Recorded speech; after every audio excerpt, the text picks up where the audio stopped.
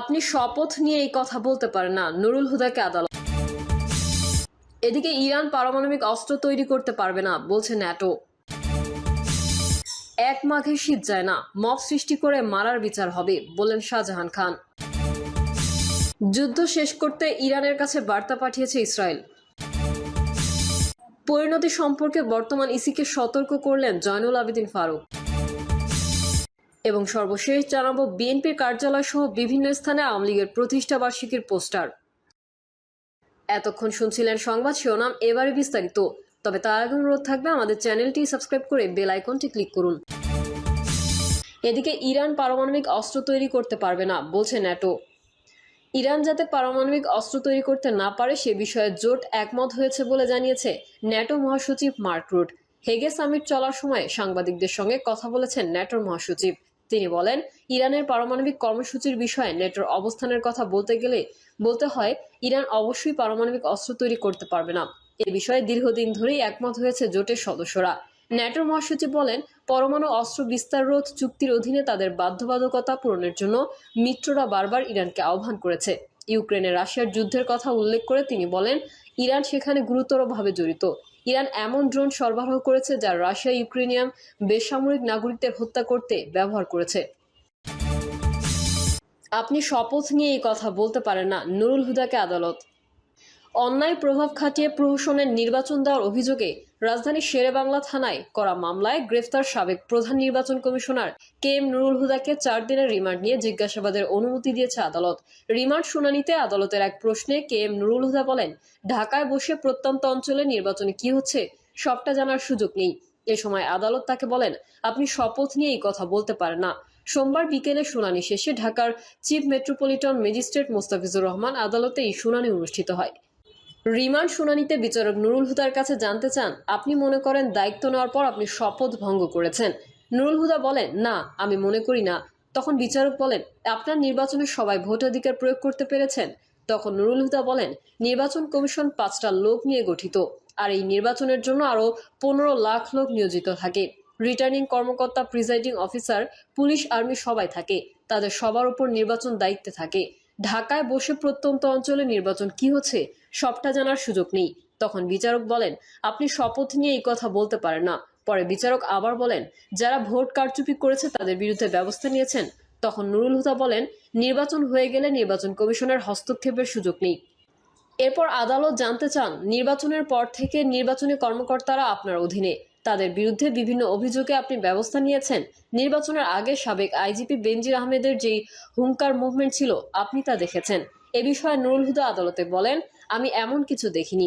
SP office বা পুলিশকে টাকা দেওয়া হয়েছে এমন কোনো অভিযোগ ছিল না নির্বাচন কমিশনে, এই জন্য ব্যবস্থা নেওয়া হয়নি। পরে শুনানি শেষে আদালত তার 4 দিনের রিমান্ড মঞ্জুর করেন। যুদ্ধ শেষ করতে ইরানের কাছে বার্তা পাঠিয়েছে ইসরায়েল।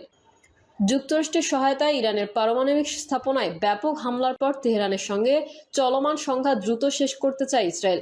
এই লক্ষ্যে যুক্তরাষ্ট্র তার আরব মিত্রদের মাধ্যমে ইরানের কাছে ইসরায়েলের বার্তা পৌঁছে দিয়েছে। সোমবার প্রকাশিত এক প্রতিবেদনে এই তথ্য জানিয়েছে মার্কিন সংবাদ মাধ্যম ওয়াল স্ট্রিট জার্নাল। সোমবার প্রকাশিত এক প্রতিবেদনে আরব ও ইসরায়েলি কর্মকর্তাদের বরাতে বলা হয়েছে, ইসরায়েল চায় সংঘাত দ্রুত শেষ হোক, তবে সেই সিদ্ধান্ত এখন ইরানের ওপর নির্ভর করছে। ইসরায়েলের টেলিভিশন চ্যানেল 12 জানিয়েছে, অপারেশন রাইজিং লায়ন নামের সামরিক অভিযানের মাধ্যমে ইরানকে পারমাণবিক ও ব্যালিস্টিক ক্ষেপণাস্ত্র হুমকি থেকে মুক্ত করার পরিকল্পনা করছে তেল আবিব। ইসরায়েল মনে করছে তারা খুব শিগগিরই তাদের কৌশলগত সামরিক লক্ষ্য অর্জন করতে পারবে। আরব দেশগুলোর কর্মকর্তা ওয়াল স্ট্রিট জার্নালকে বলেন, ইসরায়েল এই অভিযান শেষ করতে প্রস্তুত, তবে ইরান এখনই যুদ্ধ থামাতে রাজি নয় যতক্ষণ না তারা যুক্তরাষ্ট্রের হামলার জবাব সম্পূর্ণ দিতে পারছে। একজন ইসরায়েলি কর্মকর্তা টাইমস অফ ইসরায়েলকে বলেন, যদি ইরান তার পারমাণবিক কর্মসূচি থেকে সরে আসে তাহলে আমরা এখনই বোমাবর্ষণ বন্ধ করতে পারি। এটি পুরোপুরি ইরানের সিদ্ধান্ত। তিনি আরো বলেন, যদি একটি চুক্তি হয় তাহলে আমরা এই অভিযানের ফলাফলে সন্তুষ্ট থাকব। চ্যানেল 12 জানায়, অভিযান বন্ধের 2টি পথ খোলা আছে। একতরফাভাবে ইসরায়েলের ঘোষণা করতে পারে যে তারা তাদের লক্ষ্য অর্জন করেছে এবং ইরান হামলা বন্ধ করেছে, অথবা উভয় পক্ষ যুদ্ধবিরতিতে সম্মত হয়েছে বলে যুক্তরাষ্ট্র আনুষ্ঠানিকভাবে ঘোষণা দিতে পারে। তবে ইসরায়েলের দ্বিতীয় পথটিকে তুলনামূলকভাবে কম গ্রহণযোগ্য মনে করছে। ইসরায়েলি সংবাদ মাধ্যম ওয়াল্লা জানিয়েছে, সোমবার তেহরানের সরকার নিয়ন্ত্রিত কয়েকটি স্থাপনায় হামলা চালিয়ে ইসরায়েল একটি বার্তা দিয়েছে। যদি ইরান ক্ষেপণাস্ত্র হামলা বন্ধ না করে তাহলে পরবর্তীতে হামলার মাত্রা আরও বাড়ানো হবে। নিরাপত্তা সূত্রের বরাতে ওয়াল্লা বলেছে, যুদ্ধ থামানোর পথে প্রধান বাধা হচ্ছে ইরানের সর্বোচ্চ নেতা আয়াতুল্লাহ আলী খামেনি। তিনি এখনো প্রতিরোধের নীতিতে অনড় রয়েছেন।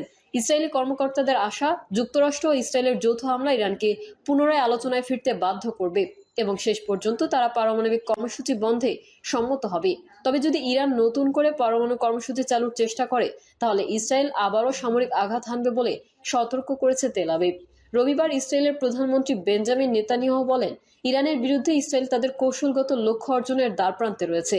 ইরানের ব্যালিস্টিক ক্ষেপণাস্ত্র এবং পারমাণবিক স্থাপনাগুলোতে গুরুতর ক্ষতি করা সম্ভব হয়েছে।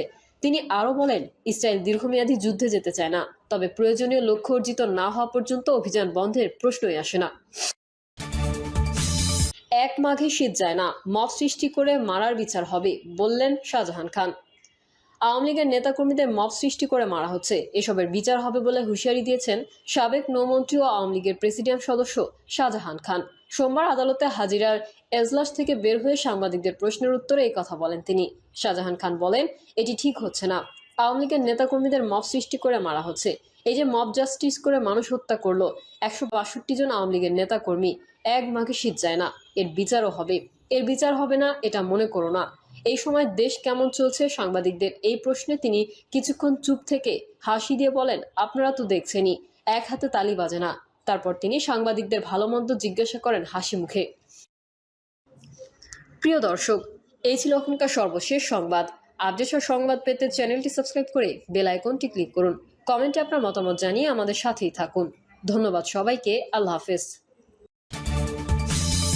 পরিণতি সম্পর্কে বর্তমান ইসিকে সতর্ক করলেন জয়নুল আবেদিন ফারুক।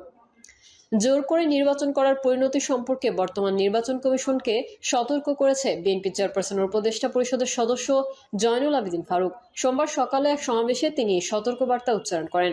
জাতীয় প্রেস ক্লাবের সামনে তৃণমূল নাগরিক আন্দোলনের উদ্যোগে 2014, 18 ও 24 সালের নির্বাচনে রাতের ভোট করতে সহযোগিতাকারী সব কর্মকর্তাকে আগামী সংসদ নির্বাচনের কর্মকাণ্ডে অন্তর্ভুক্ত না করার প্রতিবাদে এই সমাবেশ হয়। জয়নুল আবেদিন ফারুক বলেন, জোর করে কেউ আর ক্ষমতা দখল করতে পারবে না, তার প্রমাণ গতকালকে 2 সাবেক প্রধান নির্বাচন কমিশনারের গ্রেফতার। তাই নির্বাচন কমিশন সাংবিধানিক কমিশন। অতীতে শেখ হাসিনা কাজ করতে দেয়নি, তার ফল কি? জেলখানা। তার ফল কি? মামলা। তিনি আরো বলেন, এই আপনাকে উদ্দেশ্য করতে বলতে চাই, এখন হাসিনা নাই, এরশাদ নাই, এখন বাংলাদেশে আছে অধ্যাপক মোহাম্মদ ইউনূসের মতো একজন সজ্জন ব্যক্তি, যে ব্যক্তিটির অধীনে একটি নিরপেক্ষ নির্বাচন অনুষ্ঠিত হোক। বিপ্লবের সঙ্গে যেই দল সহযোগিতা করে বিপ্লব সফল করেছে, সেই দল অন্যান্য সামগ্রী সংগ্রামী দলগুলোকে নিয়ে আগামীতে সুষ্ঠু নির্বাচন হবে, এটাই প্রত্যাশা। এই বিএনপি নেতা বলেন, এখন আরও একজন বাকি আছে। শুধু বাকি থেকে গ্রেফতার নয়, যারা আমাদের দেশের ভোটাধিকারকে, আমার ভোটের প্রয়োগকে, ভোটের দিনকে, ভোটে যাওয়ার পথকে রুদ্ধ করে দিয়েছিল, এই 3 জনের সঙ্গে যারা সহকারী হিসেবে ছিলেন তাদেরকেও আইনের আওতায় আনতে হবে।